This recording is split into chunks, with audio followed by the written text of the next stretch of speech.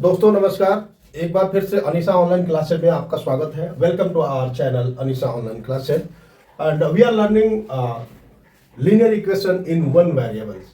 Okay, तो दोस्तों आपको मैंने प्रीवियस क्लासेस में बताए थे कि लीनियर इक्वेशन होता क्या, उसके बेसिक स्ट्रक्चर के बारे में हमने बात की थी और कुछ एक दो एग्जांपल्स हमने उसको सॉल्व भी किया था। तो आज की क्लास में हम एक्सरसाइज 2.1 से जो भी सवाल है उन सारे सवालों को सॉल्व करते हैं एक एक करके। तो आइए देखते हैं दोस्तों, बहुत ही इंटरेस्टिंग होने वाला है। मैं सवाल, अब पहला सवाल जो है ये कह रहा है 3x equal to 2x plus 18।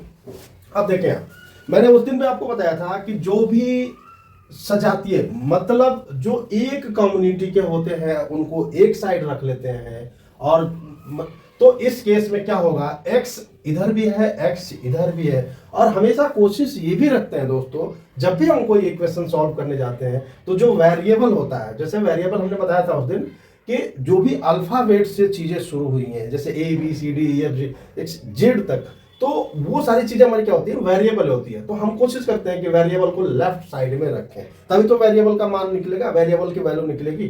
तो अब हमने क्या करना है कि 3x और इधर 2x है, तो अगर मैं ऐसे भी लिख सकता हूं इसको 3x और ये 2x दोस्तों जब इधर आएगा तो ऑटोमेटिक क्या होगा, साइन चेंज हो जाएगा। क्या हो जाएगा, साइन चेंज हो जाएगा। तो ये प्लस 2x है। मैंने उस दिन बताया था कि जब कुछ भी नहीं होता है तो साइन क्या होता है, डिफॉल्ट में प्लस होता है। क्या होता है, प्लस होता है। अगर यहाँ पे माइनस होता दोस्तों तो हम जब इधर लेके आते हैं तो यहाँ पे प्लस साइन हो जाता, लेकिन यहाँ पे क्या है, कुछ नहीं है, मतलब प्लस है। तो जब इधर लेकर आएंगे तो ये 2x जो है माइनस 2x हो जाएगा।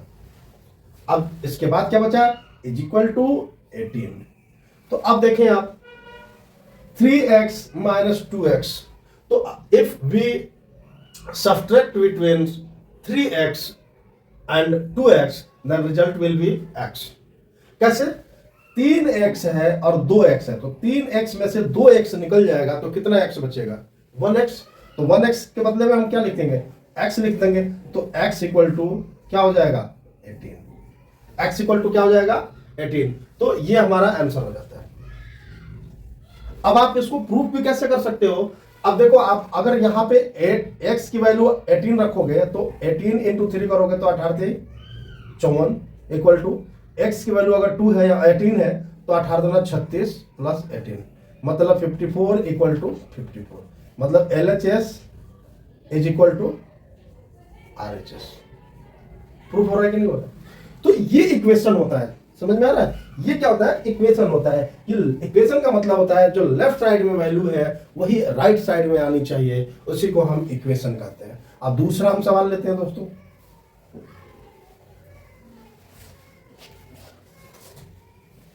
दूसरा सवाल लेते हैं। ये कह रहा है 5t minus 3 is equal to 3t minus 5। अब देखें आप, फिर वही करना है आपको। ये 5t तो 3t को इधर लेके आ जाएंगे तो क्या करेंगे, 5t minus 3t is equal to, ये माइनस 5 है, अब माइनस 3 उधर जाएगा तो क्या हो जाएगा, प्लस 3। क्या हो जाएगा, प्लस 3।